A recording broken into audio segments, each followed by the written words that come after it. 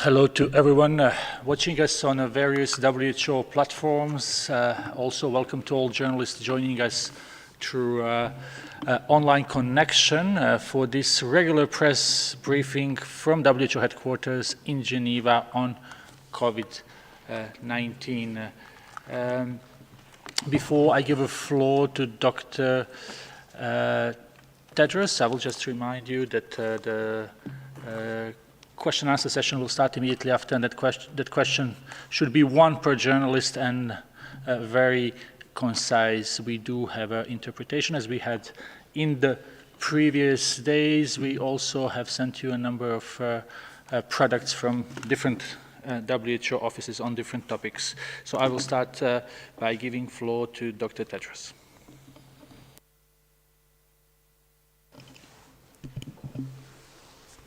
Thank you, Tariq Hvala. Good morning, good afternoon, and good evening.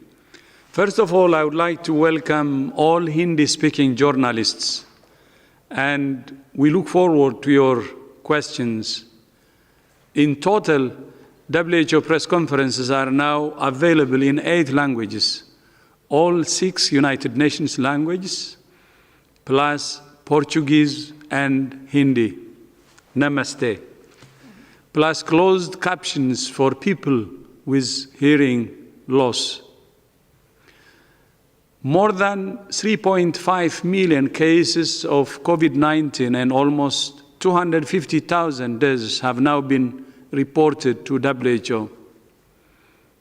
Since the beginning of April, an average of around 80,000 new cases have been reported to WHO every day. But these are not just numbers. Every single case is a mother, a father, a son, a daughter, a brother, a sister, or friend. Although the number of cases reported from Western Europe is declining, more cases are being reported every day from Eastern Europe, Africa, Southeast Asia, the Eastern Mediterranean, and the Americas. However, even within regions and within countries, we see divergent trends. Every country and every region needs a tailored approach. But the impact of the pandemic goes far beyond the numbers of cases and deaths. Around the world, the pandemic has caused severe disruption to essential health services, including to community-based health care. Also, professional health workers, like doctors and nurses, play crucial roles in many countries.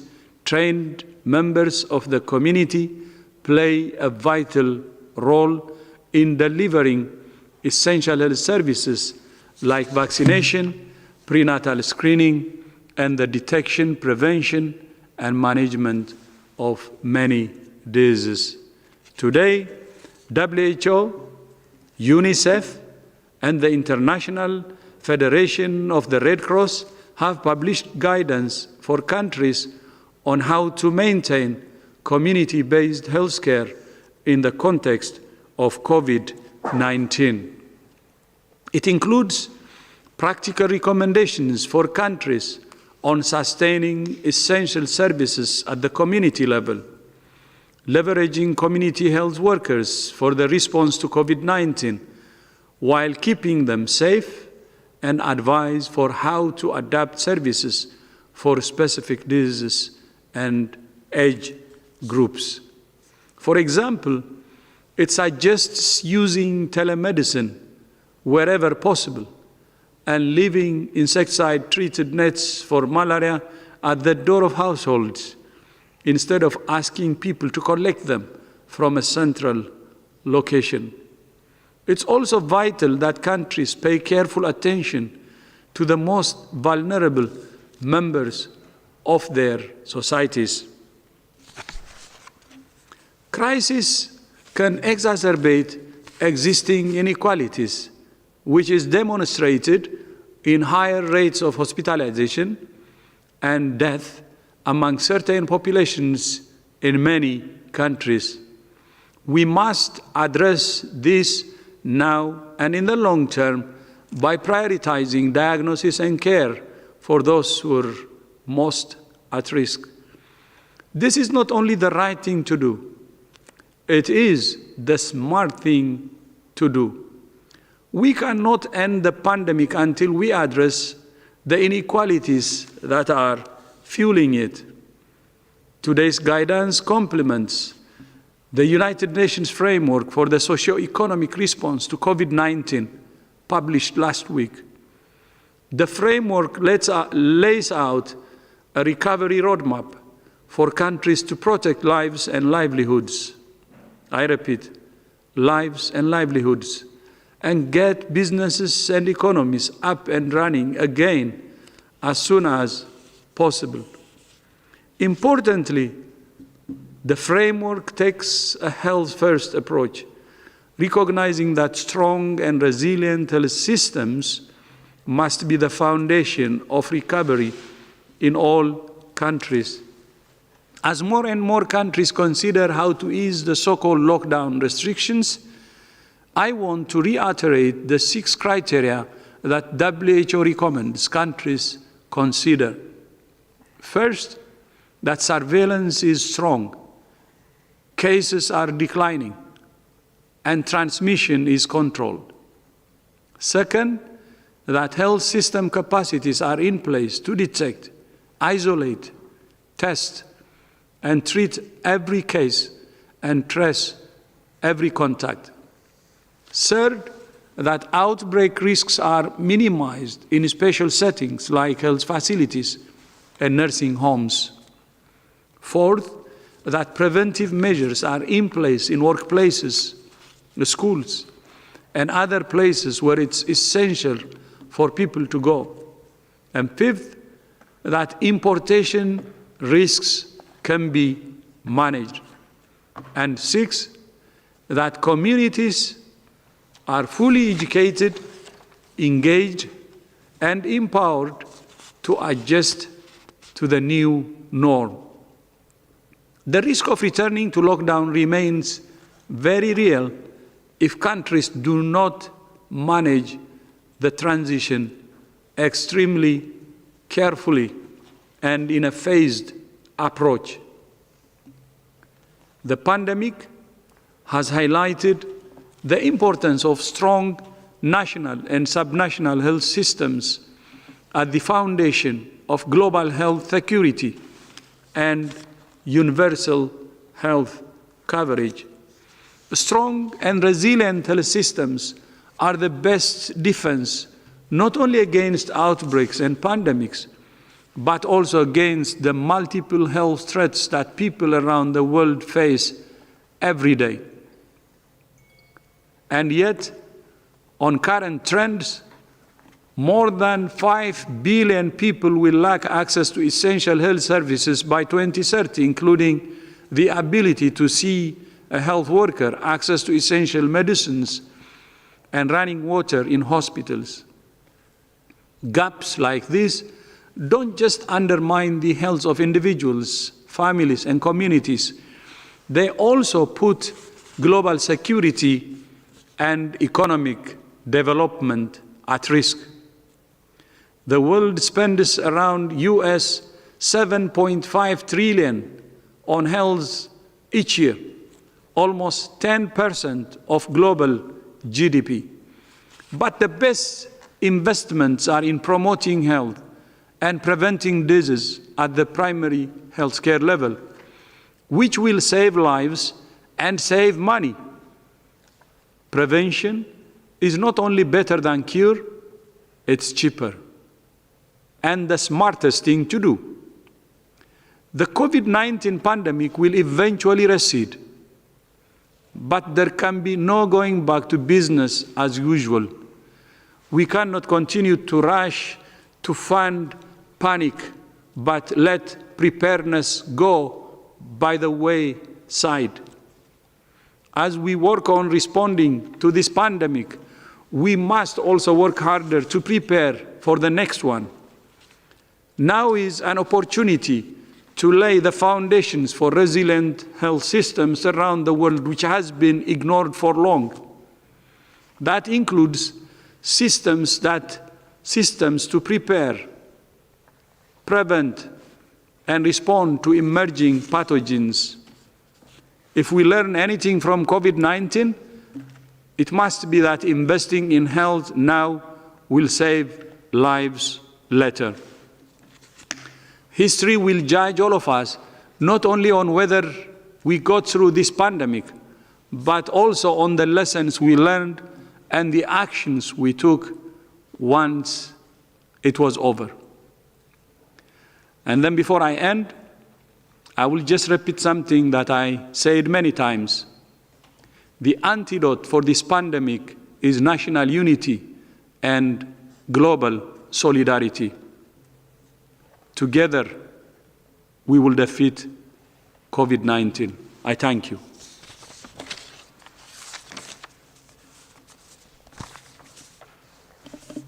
Thank you very much, Dr. Tedros, for these opening remarks, and we do indeed welcome Hindi speakers to our press conference.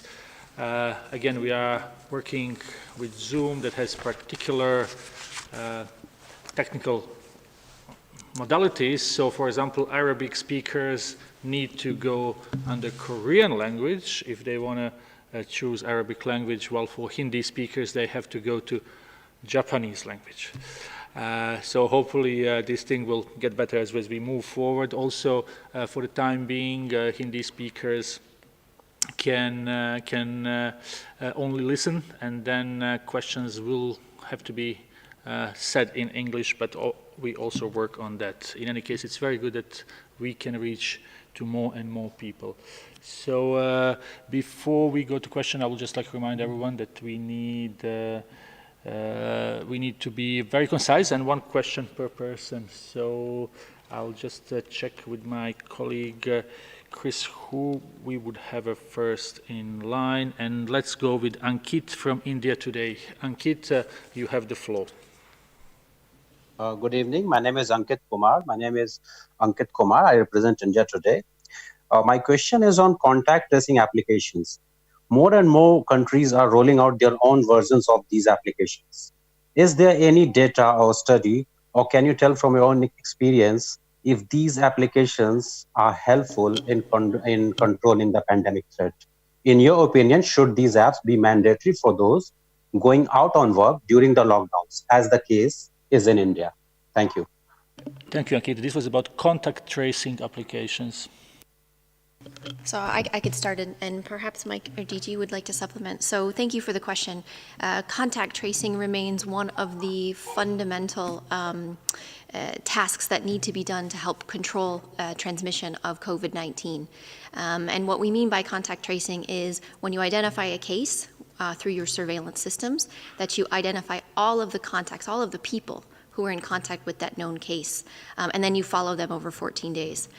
Your question was specifically about apps, and apps can supplement the work that needs to be done by people. The work that needs to be done by individuals who can go out and actually interview cases and find out who did they come in contact with just before they became symptomatic and while they were symptomatic before they were isolated. And that needs to be done by a group of individuals, and many of them are trained in epidemiology, but you don't have to be trained in epidemiology. We've seen many countries use different workforces, volunteers who are trained, school teachers we've heard of students who can help with this contact tracing. And what's important about an individual, the people that do this, is that you need to find cases through personal interaction and through interviews, all done physically distanced, of course. The apps can help, but they don't replace people who need to do that contact tracing. And what we're seeing is a lot of apps and a lot of applications that can help find people who may have been around somebody if they're using smartphones within a certain distance, and that can help narrow down the number of contacts, but it doesn't replace the individuals who actually have to go out and do the contact tracing.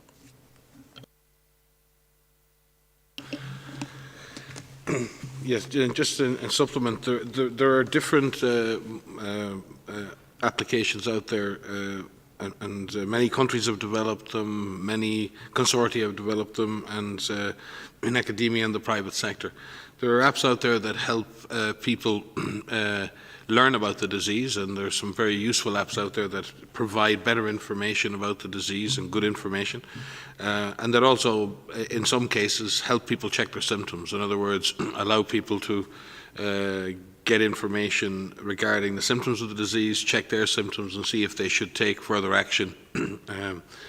There are also mobility tracking applications where people doing modelling, and you've seen that with IHME in the US and other modelling institutions, where in the background they're checking the overall mobility of the population, which helps drive the modelling and prediction of disease. Because clearly, if people are more mobile and mixing more, you can use that to make your model more accurate about the likely future incidence of the disease.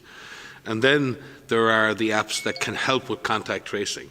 And that's many countries, the UK I think have just finished testing their app.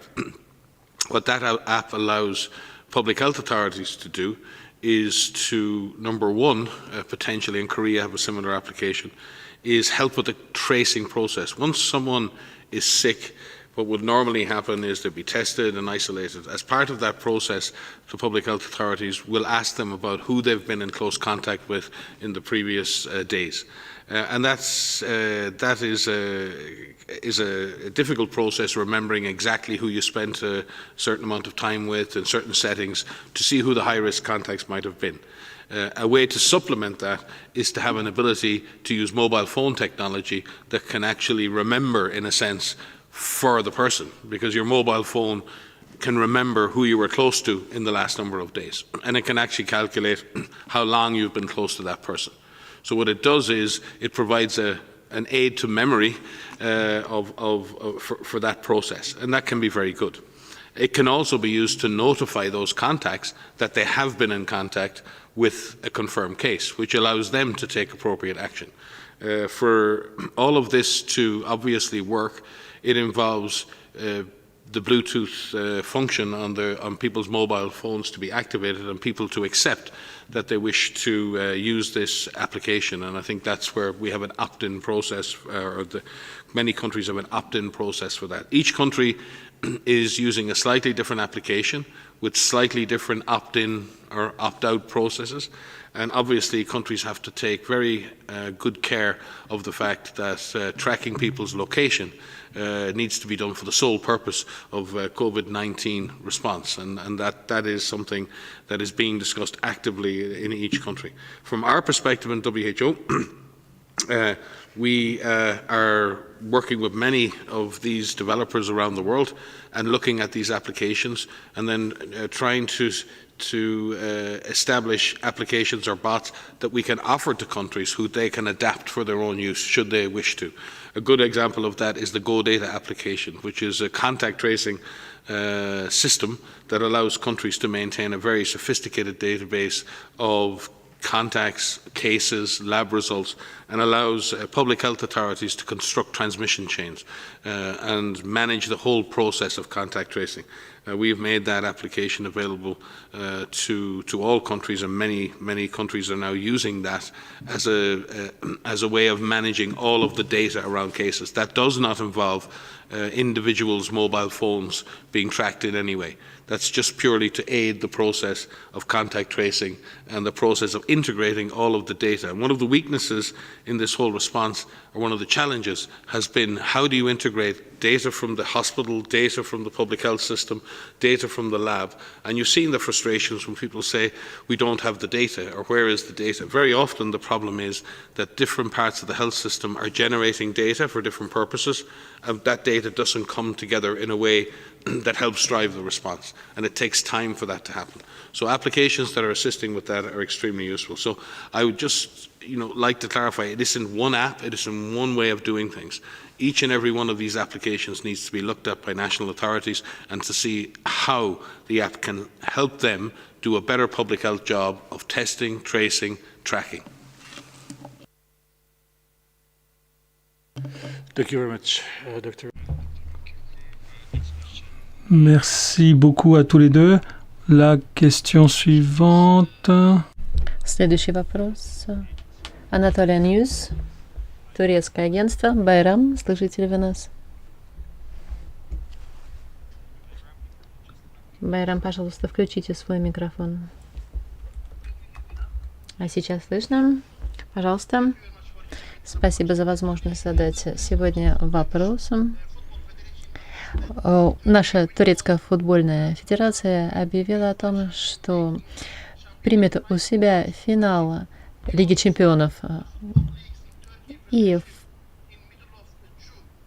сейчас у нас приостановлены соревнования. И были проведены некоторые матчи в мае без зрителей. Мы знаем, что у вас есть контакты с УЕФА и ФИФА. Какие рекомендации вы можете сформулировать футболистам по возобновлению матчей в Европе? У нас есть конкретное руководство по массовым мероприятиям в отношении всех спортивных мероприятий и как нужно ориентироваться на риски. То, как прислушиваться к этому, это суверенное право федераций и правительства, которые проводят у себя подобные мероприятия. Вы привели, конечно, пример конкретный, связанный с футболом. Футбол, да, такие соревнования бывают и со зрителями, и... Pour assurer la sécurité des différentes personnes. Donc la question est de savoir quels sont les risques, comment est-ce que ces risques sont gérés, et ensuite quel est le processus qui nous permettra d'y parvenir. Et donc je crois qu'il faudrait avoir des informations spécifiques pour la Turquie, pour l'Allemagne, et pour voir quelles sont les mesures de limitation des risques qui ont été adoptées. Et je pense que si les gouvernements, les fédérations de ces pays nous posent la question, eh bien nous sommes tout à fait prêts à leur donner à la fois nos conseils et nos avis. Merci. Thank you very much, Dr. Ren. Большое спасибо. Насколько я понимаю, у нас возникли проблемы с стримингом на некоторых языках. Надеюсь, что мы будем в состоянии решить нашу проблему. Давайте перейдем к следующему вопросу. Be fixed soon. So why don't we try with CNN contributor Michael Bosyurkiv. Michael, can you hear us? I can hear you. Can you hear me? Yes, please ask your question, and we are trying to sort out the issue with the languages. It's all right now, actually. The problem's been corrected. Thank you. Thank you for taking my question, and greetings from Vancouver Island. Dr. Tedros, Prime Minister Trudeau was one of the last world leaders to indicate that he'd like to examine the timeline for the declaration of the global public health emergency. And I wanted to ask you, in 2015, an independent panel of experts that included members of the Harvard Global Health Institute and London School of Hygiene and Tropical Medicine, well, they recommended that WHO consider handing over its declaration responsibility and that there be establishment of a new global health committee within the UN Security Council. I'm wondering, given the criticism of the White House and concerns of other world leaders, would WHO consider a reform to that extent, at least to tamp down some of the concerns and criticisms coming from world leaders? Thank you. Yeah, thank you. On assessments, I know WHO has a culture of assessing issues, and it has a process called after action review. And WHO actually wants any assessment more than anyone. And we will do the assessment when the time comes, and what we call the after action review. So we will see what happened based on the timeline when we do the assessment. But now I call upon the world to focus on fighting the fire, because while fire is raging, I think our focus should not be divided, and we should really focus on fighting the fire and saving lives. I thank you.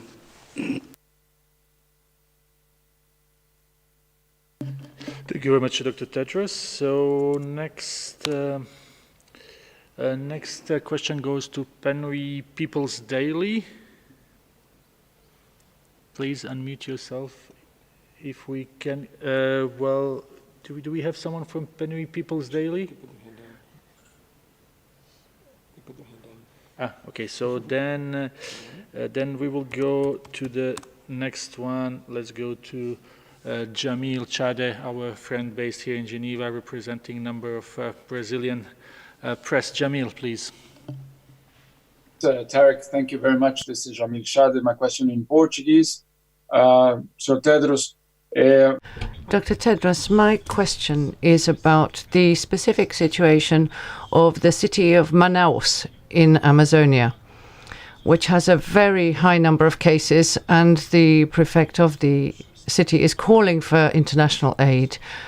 And there's a great deal of concern on this issue in Amazon. And is there any specific aid from the WHO for Manaus and the Amazon region?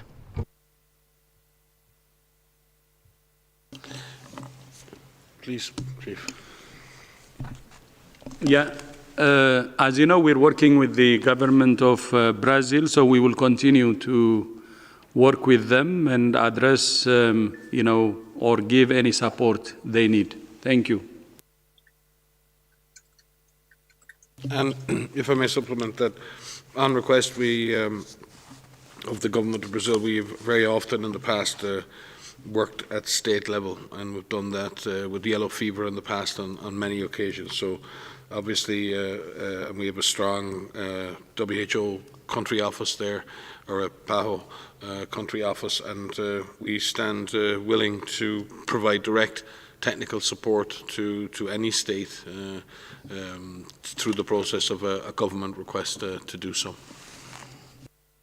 If I could just add, it's not specific to Brazil, but just to say that in this new normal that we're in right now, where we're not able to travel, we're not able to get to all of the places that we would like to get to, we're finding new ways in which we can try to provide support to countries. And in some countries, we're doing these virtual missions where we have a set agenda and meetings where we're having these missions over Zoom, over Skype, over whatever platform that we have. But just to add that even if we physically can't get to a location because of the pandemic, we're finding different ways to provide support where that support is needed and as that support is asked. Thank you very much. Next question is for Wall Street Journal. We have Lucas on the phone. Lucas, please unmute yourself. Hello, can you hear me? Yes, it's okay. Okay. I think my question probably goes to Dr. Tedros. This relates to the upcoming World Health Assembly and whether Taiwan will be invited to attend. Would you encourage the member states, particularly China, to allow Taiwan to attend as an observer this year? And conversely, I understand that you have the authority to invite them yourself. Would you do that if China continues to resist their participation? Thank you. Thank you very much, Lucas. And I apologize that I did not introduce our guest, our fourth speaker here. It's Mr.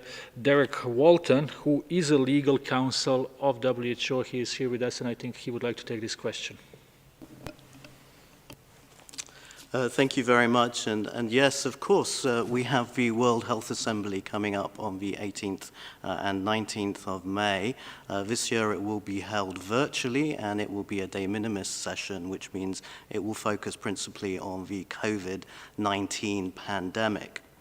The involvement, if any, of observers from Taiwan, China in that assembly is a question for the 194 members of WHO, the member governments. It's their decision. And indeed, a proposal has already been made, as it has been in recent years, for this matter to be considered by the Health Assembly itself. And that is a question which is properly for the member states. But whether or not Taiwanese observers participate in the Health Assembly, there are well-established arrangements for health experts from Taiwan, China, to work with WHO on technical health matters. And I think we've already explained in some detail at previous briefings how that's worked. That last year, for example, Taiwanese experts were included at 8 expert meetings, and that there were 6 other informal technical meetings. And this year, there have been contacts in response to COVID-19 involving Taiwanese experts in key groups and networks. I think we've given details of that on previous occasions. But for this year, as I say, the question is for the Health Assembly. It's for the member states rather than the Secretariat to decide that question. Thank you. Thank you very much, Mr. Walton, for this explanation. Next question is for Savio Rodriguez from Goa Chronicle. Savio? Hi, can you hear me? Yes. Okay. My question goes out to Dr. Tedros. On January 14th, WHO stated preliminary investigations conducted by the Chinese authorities have found no clear evidence of human-to-human transmission of the novel coronavirus identified in Wuhan, China. As an independent global health organization, why did WHO have to rely on China's preliminary investigations into the human-to-human transmission possibility of the coronavirus and not conduct one of its own investigations, is my question. Thank you. So I can start, and perhaps others would like to supplement. So the 14th statement that you're referring to is a tweet in which there was the reporting of what had been reported to us from Chinese authorities. I think what is critical and what is important is how WHO acted from the moment we heard about this cluster of atypical pneumonia from Chinese colleagues in Wuhan. From the beginning, I'm the MERS specialist, the focal point at the organization. Mike led the SARS response. And so from the start, whenever you hear of a cluster of an atypical pneumonia, you think respiratory and you think human-to-human transmission. It's not if, it's just what is the extent of human-to-human transmission that may be happening. Within hours of that notification that was picked up through our EIOS system, we activated our emergency systems at the 3 level of the organization, which means our headquarters, our regional office, and our country office in China, where we were having discussions about what we knew, what questions needed to be asked. We immediately posed questions to our colleagues in China to ask for more information, as we do with all clusters or all alerts or all signals that we pick up through the electronic monitoring systems. From the beginning, we assumed that there would be human-to-human transmission, and in our first reporting to our member states and contact points on the 5th of January, it's in our EIS, which is Event Information System, we included detailed information about the cluster itself and also about protecting against acute respiratory infections. We also published on that day our first disease outbreak news. From there, we worked with our international partners to develop guidance, which is around how do you find cases, how do you protect healthcare workers, how do you treat patients, and all of those guidance materials were guidance materials that we adapted from our MERS guidance materials, which included information about how to protect for human-to-human transmission because these viruses are transmitted by respiratory droplets in contact. So our first guidance that was issued was on the 10th of January, which included information about how to protect against human-to-human transmission. So that's important. I did a press conference on the 14th where I did this with Tarek, I described what we knew, and at the time there were 41 confirmed cases. The novel coronavirus had been identified, PCR assays were available in China, and they confirmed that 41 out of the initial more than 100 suspect patients actually had this now we call COVID-19. But at the time we were calling it a novel coronavirus. And so in those 41 cases, described that there may be human-to-human transmission, mainly among close contacts. it's very important that you understand that we receive information from our member states, but we also go back and ask lots of questions. We always do this. It's not unique to this particular situation or unique to China. And we base our actions on what we know and what our experience is with other similar pathogens, other similar situations. From the beginning, we expected that there could be human-to-human transmission. It was just a matter of how much was actually occurring, where was it occurring. And so initially we thought it would be amongst close contacts through respiratory droplets, and that is still the case today.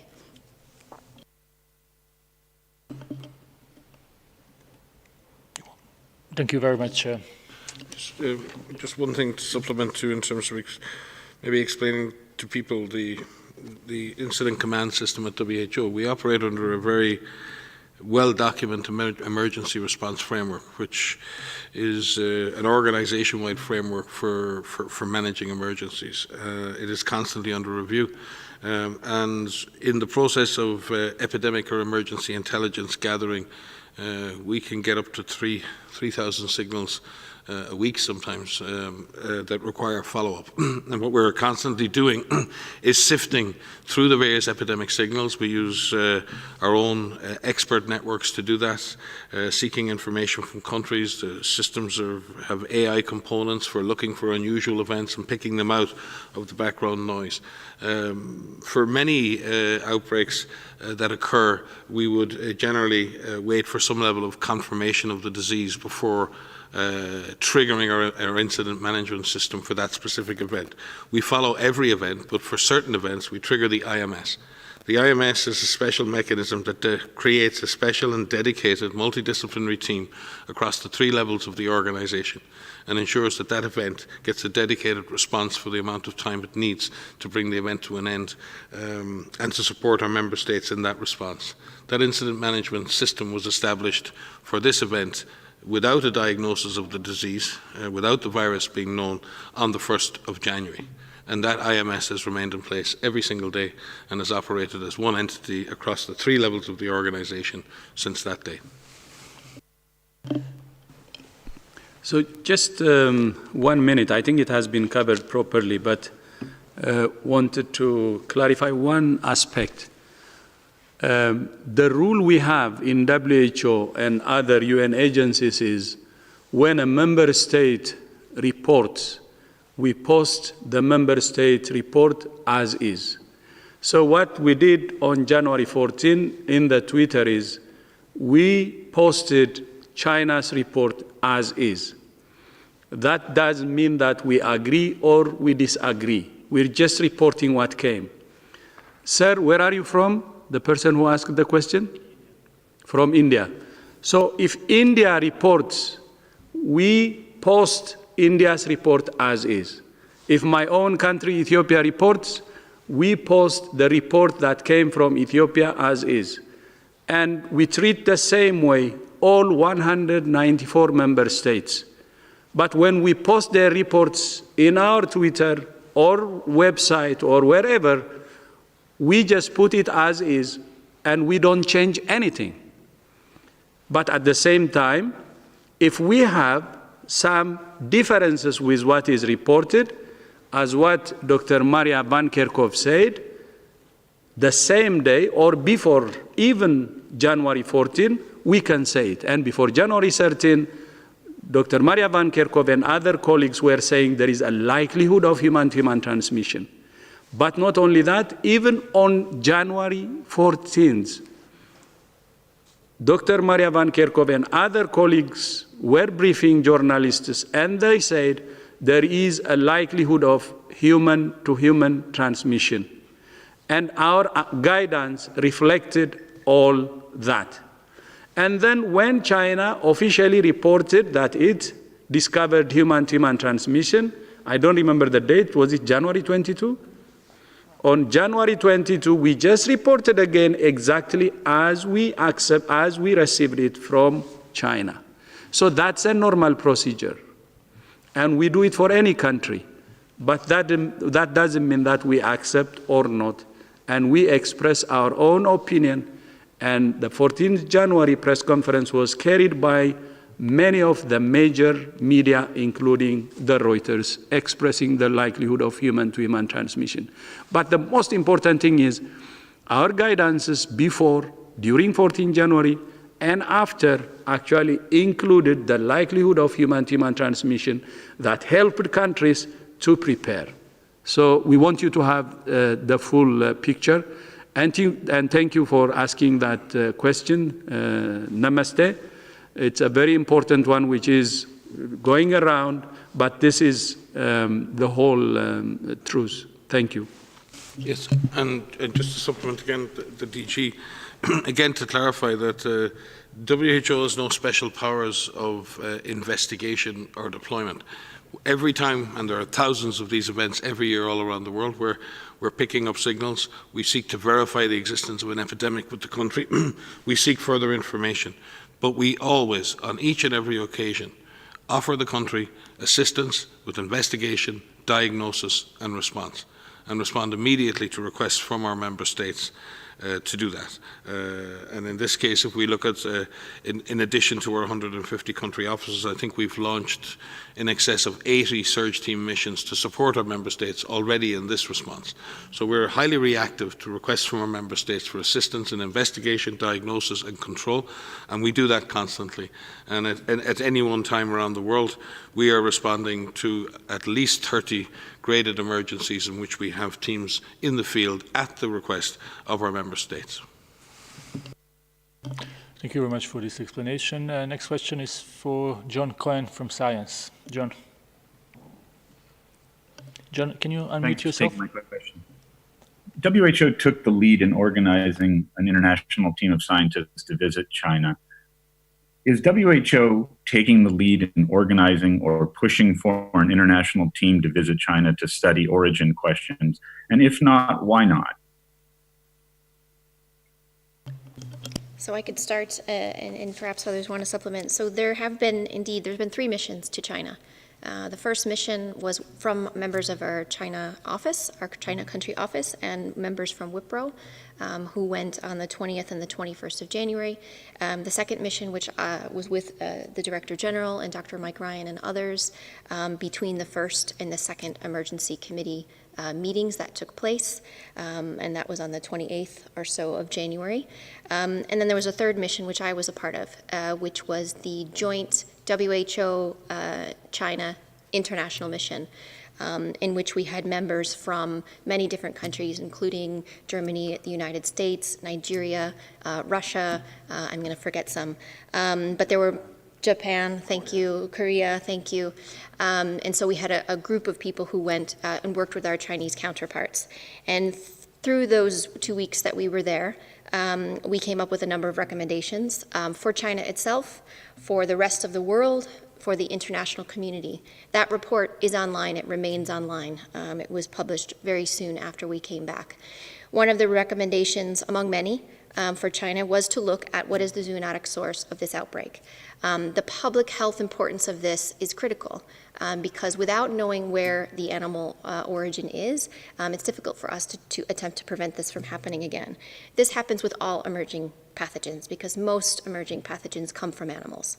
And there is discussion with our counterparts in China for a further mission, which would be more academic in focus and really focus on looking at what happened at the beginning in terms of the exposures with different animals, so that we can look to have an approach to find the zoonotic source. So that is something that we are working on right now with our counterparts in China, and we have offered support to do that, and we will look forward for that happening. Thank you very much, Dr. Van Kerkhove. Next question comes from Pearl from Open Parliament. Pearl, can you hear us? Let me try one more time. Pearl from Open Parliament, you would need to unmute yourself.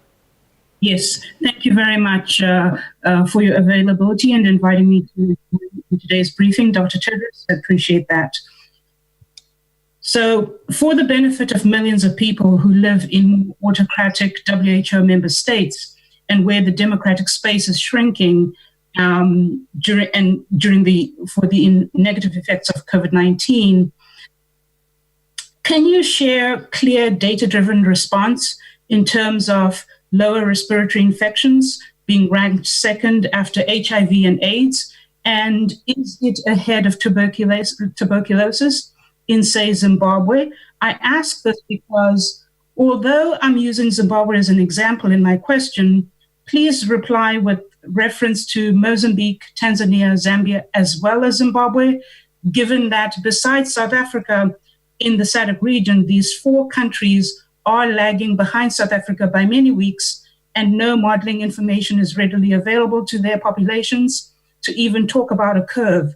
Moreover, in Zimbabwe, the rapid diagnostic test kits... Can you please get the question very shortly, please? Sure. I'm about to finish. In particular, OneFo are currently being sourced, and yesterday there was a flurry of debate about their use in that country and their validity. Thank you. I'm not sure we understood really the question here.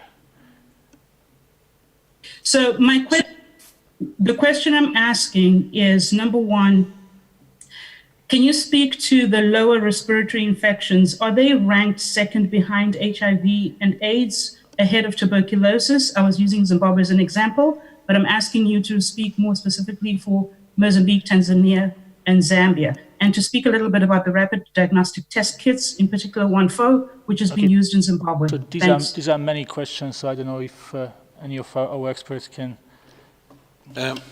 What I would suggest, your questions are important, but they're very specific to individual countries in Southern Africa. I do know that for the case of Zambia, Mozambique and Zimbabwe, that the reported numbers from those countries are low, but in Zambia there's been a 50% increase in the last week, though the numbers are low. The number of deaths remain low. And obviously in that reflecting a reality, that's positive, but it can also reflect underdiagnosis of cases. So what I would suggest is, given the detail of your questions, that we can try to answer them in writing to you and give you the level of detail that you actually need. Because to compare, I don't frankly know the background TB rates in those 4 countries off the top of my head, and certainly for HIV and other things. But we would be delighted to answer your question directly, and if you can send an email to Tarek and the media team, we'll be very happy to engage with you directly, and I'll be happy to do that personally. Thank you very much, Dr. Ryan. Next question, Kai Kupferschmidt from Science. Kai, please.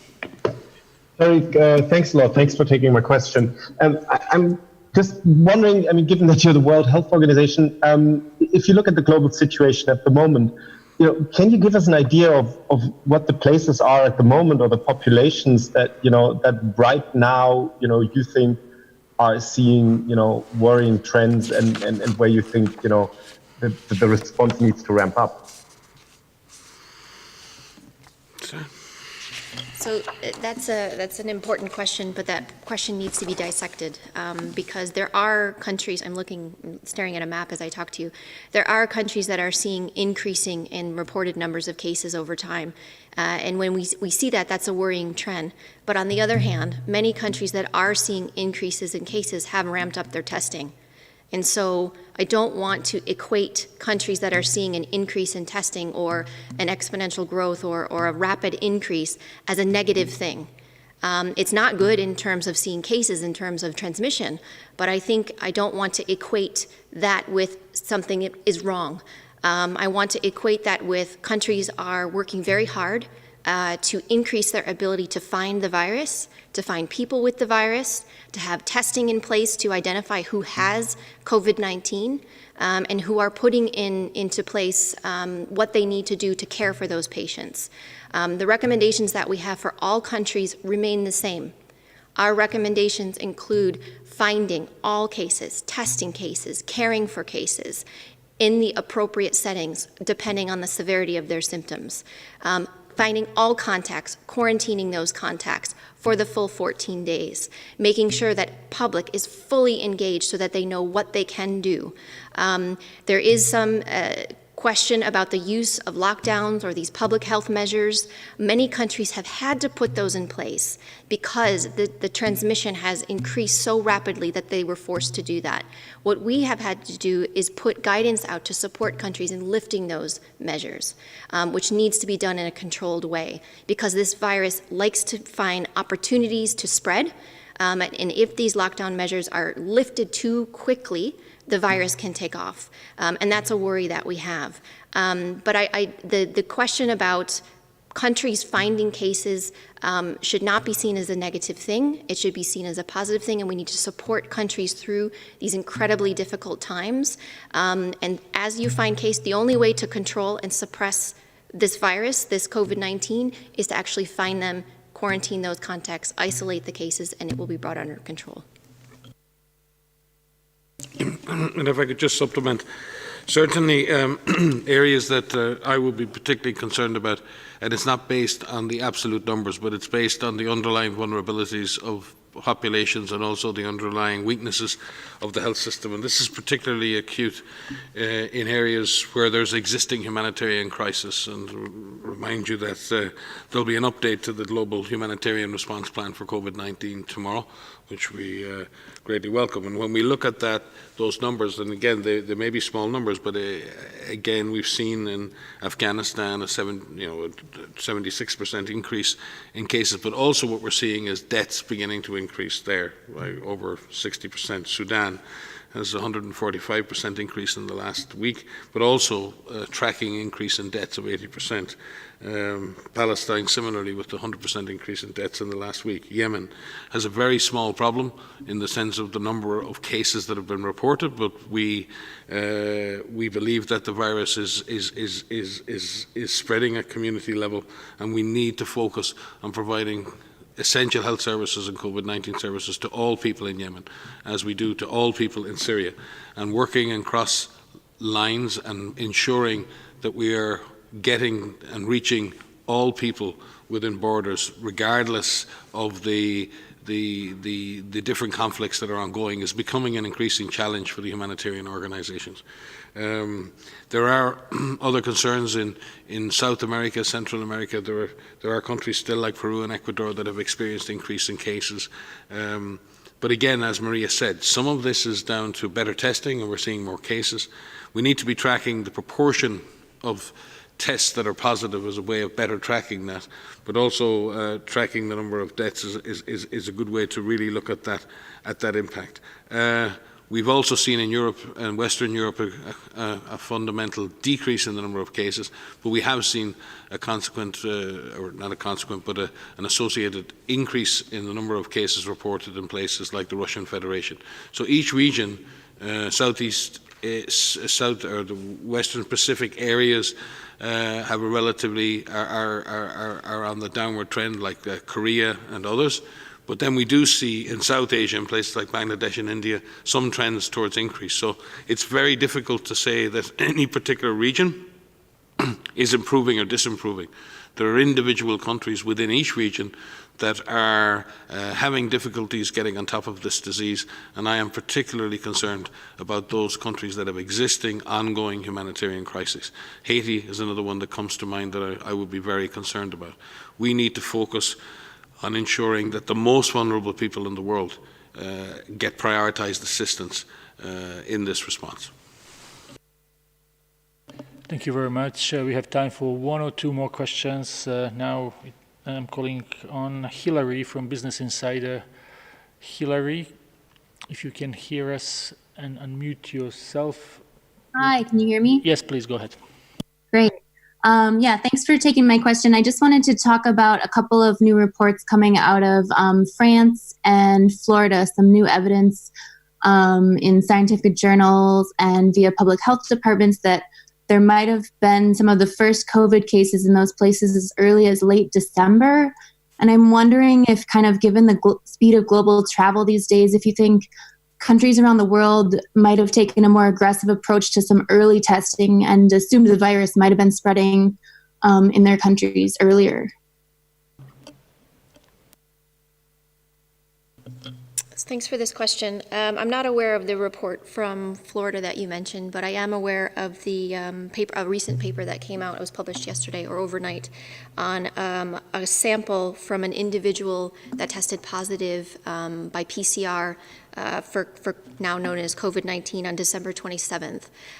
In this paper, the authors themselves say that it could be a false positive, but assuming it's not, it is possible that this individual may have had COVID-19 in December. This was about a month before the first cases were reported in France.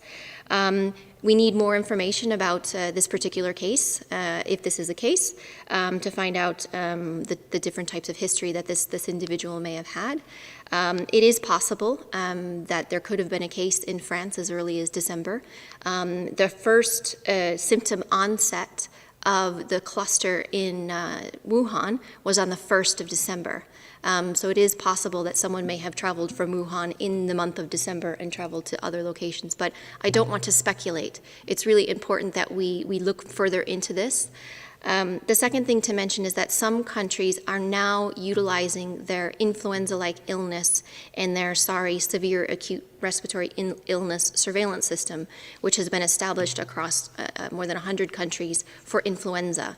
And they're using those samples prospectively. It started in week 9 of this year and is happening now. And they're testing a subset of those for COVID-19. And that's important because you look for additional cases.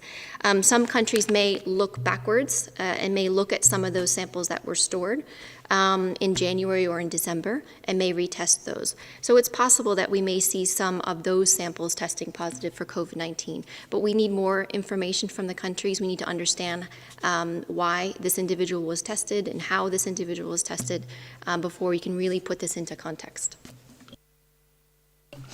And if I could supplement, in terms of understanding emerging diseases and new pathogens, what very often happens is that usually astute clinicians or others notice something unusual. They either notice an unusual syndrome. Atypical pneumonia, for example, is not an unusual syndrome. It wouldn't trigger necessarily the system to think there was something wrong. But as happened in Wuhan, the clustering of cases of atypical pneumonia, where the testing that was done was negative for the normal pathogens that you would test for. So you end up in this situation where a group of clinicians looking at cases say, well, we know what this is not, but we don't know what this is. But we still have this cluster of disease that look very similar. And that's what triggers the reaction to say, is this something new? Is there something wrong? And that it's usually a cluster of disease that looks alike. And very often when you then find a test and you go back, you find that not all of the people had that disease. The testing then subsequently confirms only a proportion of them.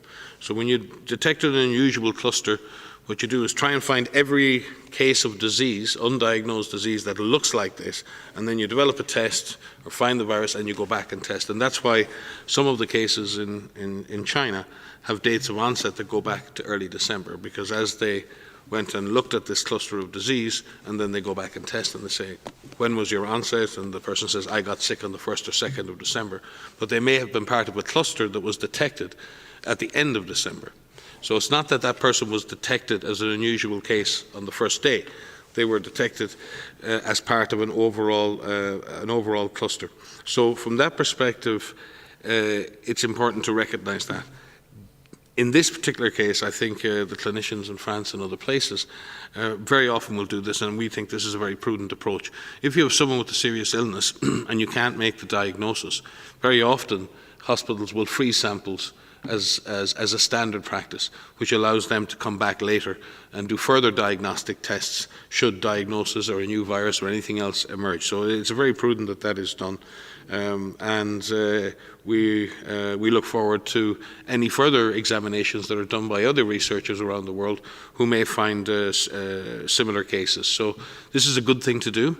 It's something I think we'll look forward to the peer review publications where we can see that these tests are validated and we can discuss the implications of those results. Thank you very much. So we will go to last question for today, and that's Gabriela Sotomayor from a Mexican news agency.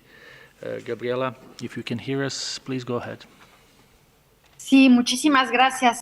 Yes, thank you very much for taking my question. I'm going to ask in Spanish. It's for the Proceso magazine. There's a great deal of contrast between the figures that are being presented by the United States with more than 1 million cases and the figures that we're seeing in almost all Latin America, for example, in Mexico, where up until now we've had some 26,000 cases. What is this difference due to? It's a major contrast. We know that the virus doesn't respect borders. Thank you. So thank you for the question. Yes, there is, as the Director General said in his speech today, if you look at a region or you look at the overall numbers, it doesn't give you the true dynamic nature of this virus in terms of its ability to transmit. Part of the challenge is when you're looking at absolute numbers is that indeed there are absolute numbers. They're not, you could look at them as a rate, as a population-based rate, and then you won't see such drastic differences.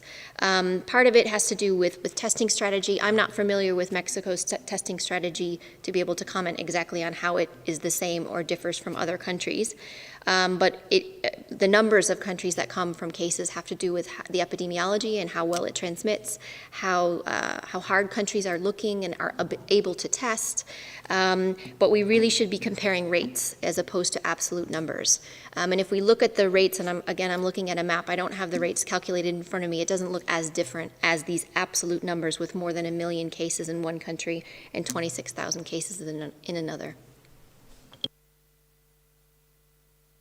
Thank you very much, Dr. Van Kerkhove. We will conclude this press conference, and I would like to thank interpreters who were with us today. Also apologize for some technical issues I understand we had on streams.